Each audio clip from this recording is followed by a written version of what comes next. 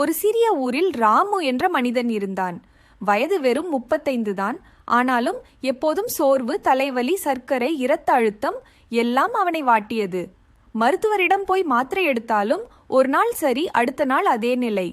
ஒரு நாள் ராமு மருத்துவமனையிலிருந்து திரும்பும் வழியில் ஒரு முதியவர் வயது 70க்கும் மேல் வயலில் வேலை செய்து கொண்டிருந்தார். வியர்வையில் நனைந்தும் முகத்தில் சிரிப்பு. ராமு ஆச்சரியப்பட்டான். அவன் கேட்டான், தாத்தா, உங்களுக்கு வயது 70, இன்னும் இவ்வளவு உற்சாகமாக இருக்கீங்க, எப்படி? முதியவர் சிரித்து சொன்னார், நான் நோயில்லாமல் வாழ பழகிட்டேன்பா. மருந்தை நம்பல, உடலை நம்பிட்டேன். நெஞ்சு வலிக்குது என்றால் மனசை சுத்தம் பண்றேன். மண்டை வலிக்குது என்றால் சிந்தனை மாற்றுறேன். உடம்பு வலிக்குது என்றால் உணவு பழக்கத்தை திருத்துறேன். அந்த வார்த்தைகள் ராமுவுக்கு விழிப்புணர்ச்சியாகின.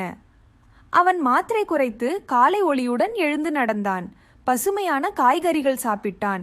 மனசில் இருந்த கோபம், சோகம் எல்லாம் விடுபட்டான். மாதங்கள் கடந்து அவன் முகத்தில் புதுச்சிறப்பு, உடம்பில் உற்சாகம், மனதில் அமைதி. இப்போது அவன் சொல்கிறான், மருந்து எடுக்காதவன்தான் வலிமையானவன் இல்ல, மருந்து தேவைப்படாதவன்தான் உண்மையான வலிமையானவன்.